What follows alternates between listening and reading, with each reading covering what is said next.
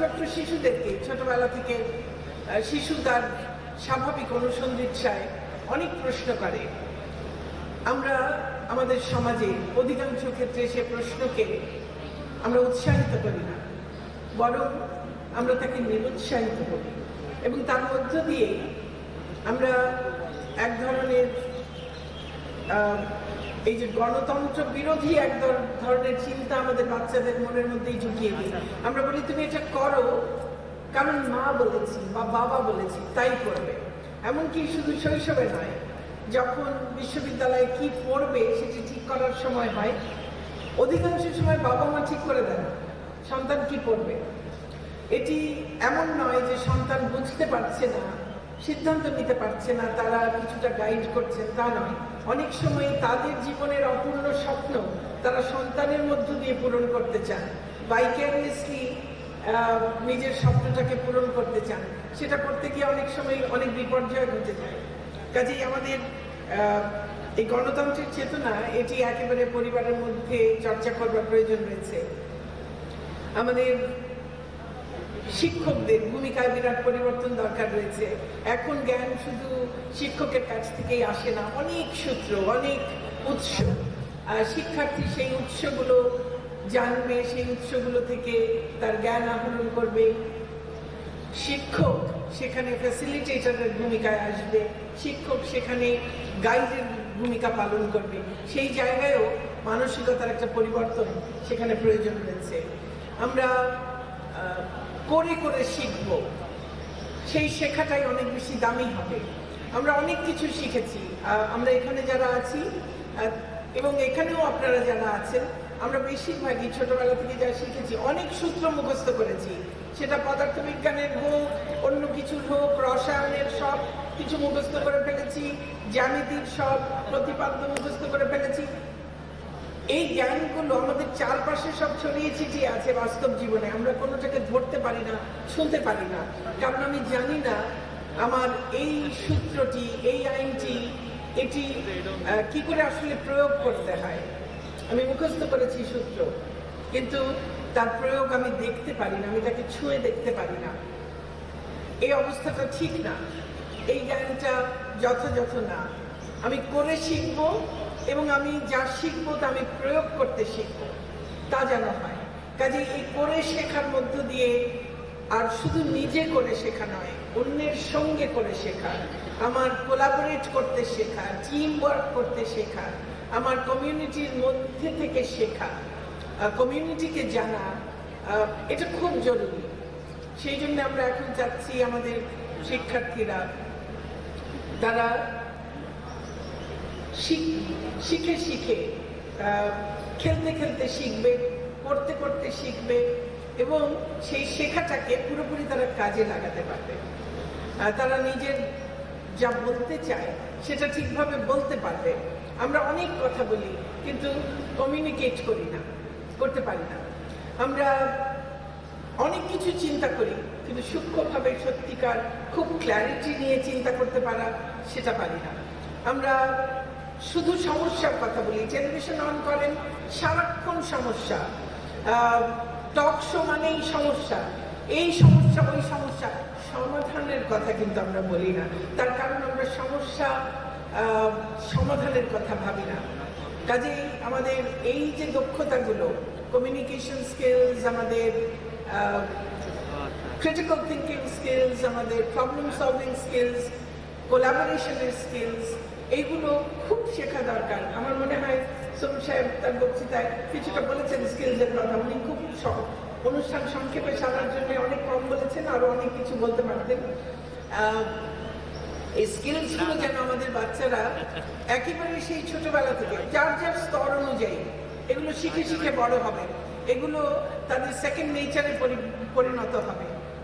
চিন্তা করে তার বলতে হবে না এটা আমার এই স্কিল, এগুলো তার হ্যাবিটের অংশ হয়ে যাবে, তার অভ্যেসের অংশ হয়ে যাবে, তার জীবনের অংশ হয়ে যাবে। তার সঙ্গে মূল্যবোধ, সততা, আন্তরিকতা, নিষ্ঠা, পরমত সহিষ্ণুতা, সহমর্মিতা, দেশপ্রেম। আমি সবাইকে বলবো বিশেষ করে আমাদের আজকে যারা স্নাতক তাদেরকে বলবো, আমরা সবাই মাকে ভালোবাসি, ভীষণ ভালোবাসি মাকে। আমাদের মায়ের কাছেই আমাদের প্রথম আশ্রয়। যত বড়ই হয়ে যায়, যত দূরেই যাই, মাই কিন্তু তারপরেও আশ্রয়। এবং সেই মা দূরে থাকুক না থাকুক পৃথিবীতে, তারপরেও মা আশ্রয়। মা কিন্তু একজন নয়, মা অন্তত তিনজন। যে মা জন্ম দিয়েছে তিনি যেমন মা, তেমনি যে ভাষায় আমি কথা বলি সে মায়ের ভাষা, সে ভাষাও আমার মা। তার পাশাপাশি যে দেশটির আলো বাতাসে আমি বড় হয়েছি সে দেশটিও আমার মা। অন্তত পক্ষে এই তিনজন মা, এই তিনজনকেই যেন আমরা একটু ভালোবাসি। আজকে সব দিকে ভাষা স্বাভাবিক,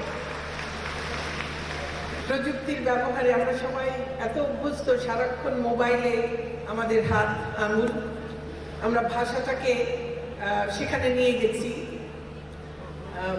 আমি সারাক্ষণই যেখানে যাই, কম বয়সী বেশি বয়সী সবাই এসে, বিশেষ করে কম বয়সীরা বলে, ম্যাডাম একটা পিক তুলতে পারি? কেউ বলে না একটা ছবি তুলতে পারি। অসুবিধা নেই, যে ভাষায় বাচ্চারা অভ্যস্ত হচ্ছে কোনো অসুবিধা নেই, কিন্তু তারপরেও আমার ভাষার একটা অনেক সমৃদ্ধি আছে, আমার ভাষার একটা বিরাট ঐতিহ্য আছে। তার চেয়েও বড়, আমার ভাষার একটা বিরাট গৌরবের ইতিহাস আছে। আমার ভাষার জন্যে আমাদের পূর্বসূরীরা রক্ত দিয়েছেন ভাষার অধিকার প্রতিষ্ঠার জন্য। আমি প্রতিদিনকার ব্যবহারে হয়তো এই নতুন যে ভাষায় আমরা অভ্যস্ত হচ্ছি তা হয়তো ব্যবহার করতে পারি, আমি তাতে খুব দোষের কিছু দেখি না, কিন্তু আমার নিজের ভাষাটা, সেই ভাষাটা যেন আমি জানি, আমি লিখতে চাইলে তা যেন সঠিকভাবে লিখতে পারি, বলতে চাইলে যেন আমি সঠিকভাবে বলতে পারি। আমাদের ভাষা শিক্ষার মধ্যেও অনেক গলদ আছে। ভাষা শিখতে হয়, প্রথমে আমরা শুনি, তারপরে আমরা বলি, তারপরে আমরা পড়ি হয়তো, তারপরে লিখি সবশেষে। আর আমাদের শিক্ষা ব্যবস্থায় কি হয়, একদম প্রথমেই কাগজ কলম দিয়ে বলে লেখো, এটা অ, এটা আ, এটা এ, এটা বি, একদম উল্টো দিক থেকে শুরু করি এবং তারপরে শোনা পর্যন্ত আর যাই না। যে কারণে আমরা অধিকাংশই এই যে কমিউনিকেশনের জায়গায় সমস্যা, সেটাই ভাষা শিক্ষার সমস্যা। আসলে সেটা আমাদের শিক্ষার্থীদের সমস্যা নয়, আমাদের শেখানোর পদ্ধতির সমস্যা। কাজে আমরা আমাদের শিক্ষা ব্যবস্থায় চেষ্টা করছি এই যত সমস্যা আছে এগুলোকে দূর করে আমাদের 21 শতকের উপযোগী এবং তারপরেও সামনের আরো উপযোগী, আধুনিক, বিজ্ঞান মনস্ক, প্রযুক্তি বান্ধব, স্বাস্থ্যে সবল সুনাগরিক, বিশ্ব নাগরিক গড়ে তুলতে। আর সেই বিশ্ব নাগরিক হিসেবে আমাদের গড়ে উঠতে হলে আমাদের এই মূল্যবোধগুলো আমাদের থাকতে হবে। মা মাটির প্রতি ভালোবাসা থাকতে হবে, দেশের প্রতি ভালোবাসা থাকতে হবে। দেশ আমাদেরকে অনেক অনেক কিছু দিয়েছে, আরো অনেক কিছু দেবে। আপনি যদি লেগে থাকেন আপনার কিন্তু সাফল্য আসবেই। আপনি যে কাজেই যান, লেগে থাকলে সাফল্য নিশ্চয়ই আসবে। পরিশ্রম কখনো বৃথা যায় না, কিন্তু আমাদের একটু খেয়াল রাখতে হবে সেই সাফল্য যেন কলুষতা মুক্ত থাকে, সেই সাফল্য নিয়ে যেন সত্যি আপনি গর্ব অনুভব করতে পারেন। আপনার সাফল্য আসবেই, সেই সাফল্যের চূড়ায় বসে আপনি পুরো পথ যাদেরকে নিয়ে আপনি এগোলেন, যাদের অনুপ্রেরণায় এগিয়েছেন, যাদের সহযোগিতায় এগিয়েছেন, তাদেরকে একটুও ভুলবেন না। আপনার বাবা মা আপনাদেরকে অনেক কষ্ট করে এখানে পাঠিয়েছে, তাদের কথা ভুলবেন না। আপনার পরিবার যারা পাশে দাঁড়িয়েছে তাদের কথা ভুলবেন না নিশ্চয়ই। আপনার শিক্ষকরা যারা আপনাদের জন্য অনেক পরিশ্রম করেছে তাদের কথা নিশ্চয়ই ভুলবেন না। আর তাদেরও ভুলবেন না, এটা আমার একেবারে ব্যক্তিগত মত, সেটি হচ্ছে যারা আপনার পথে বাধা হয়ে দাঁড়ায়, যারা আপনাকে আটকাবার চেষ্টা করেছে, যারা আপনার পথে অনেক অনেক প্রতিবন্ধকতার দেয়াল তুলে দিয়েছে, আপনি তাদেরকেও ভুলবেন না, তাদেরকেও ধন্যবাদ বলবেন এই জন্যে যে তারা প্রতিবন্ধকতার দেয়াল তুলেছিল বলে আপনি সে দেয়াল ভাঙতে শিখেছেন, সে দেয়ালকে অতিক্রম করতে শিখেছেন। আমাদের জীবনটা খুব ছোট্ট, 70, 80, 90 খুব বেশি হলে। এখন বিজ্ঞান অনেক এগিয়ে যাচ্ছে, হয়তো 100, 120, 25 বছরও হয়তো বাঁচবেন আপনারা, জানি না। তারপরও খুব ছোট। আর বিশ্ব ব্রহ্মাণ্ডটা অসীম। আমরা এই একটা ক্ষুদ্র গ্রহের মধ্যে আছি, তারই সবকিছু জানি না। নিজের যে ছোট্ট দেশে আছি তারই সবকিছু জানি না। আর এই পৃথিবী, তারপরে সৌরজগৎ, তারপরে গ্যালাক্সি, তারপরে আরো অসংখ্য গ্যালাক্সি। ভেবে দেখুন, আমরা একেবারে ক্ষুদ্রাতি ক্ষুদ্র কণা বা তার চেয়ে অনেক অনেক অনেক অনেক ছোট, মানে আমরা কোনো হিসেবের মধ্যেই পড়ি না। কিন্তু তা নিয়ে আমাদের কত গর্ব, আমরা কত কিছু করে ফেলছি, কত যুদ্ধ বাঁধিয়ে দিচ্ছি, কত সমস্যা তৈরি করছি প্রতিদিন, ব্যক্তিতে ব্যক্তিতে, পরিবারে পরিবারে, সমাজে সমাজে, রাষ্ট্রে রাষ্ট্রে, পুরো বিশ্বে কত দাঙ্গা হাঙ্গামা।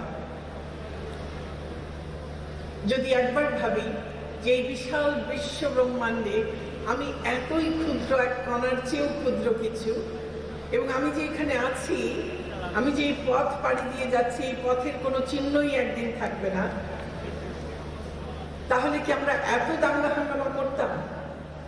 আমার মনে হয় না। আমরা আসলে সেইভাবে হয়তো ভাবি না।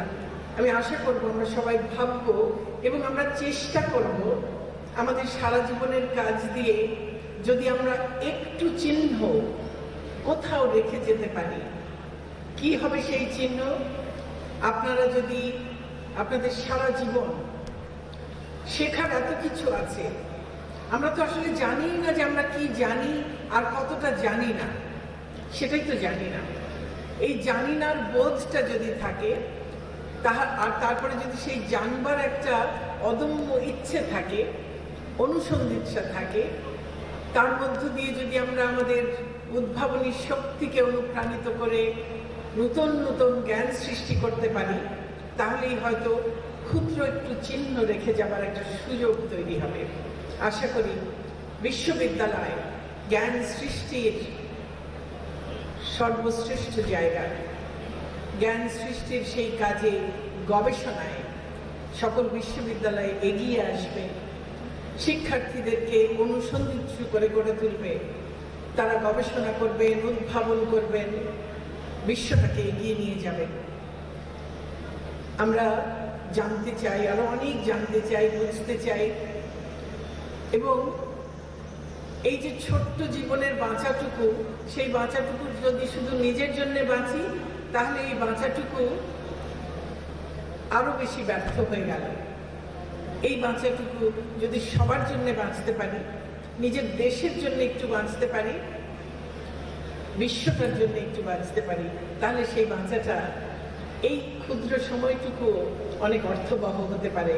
আমি আশা করব আপনারা যারা আজকে এই বিশ্ববিদ্যালয়ের এই অনিন্দ সুন্দর ক্যাম্পাস থেকে এই পর্যায়ের শিক্ষা সমাপ্ত করে নতুন জীবনে যাত্রা শুরু করছেন, সেই যাত্রাপথে আপনারা সেই জ্ঞানের একটা তৃষ্ণা নিয়ে আপনারা পথ চলবেন, নতুন নতুন জ্ঞান সৃষ্টি করবেন, নিজের বাইরেও পরিবার, সমাজ, রাষ্ট্র, বিশ্বকে নিয়ে একটু একটু ভাববেন, তার জন্যে একটু একটু করবেন, এবং তার মধ্য দিয়ে বিশ্বটাকে একটা সুন্দর, বাসযোগ্য, সবার জন্য বাসযোগ্য একটা শুভ বিশ্ব গড়ে তুলবেন।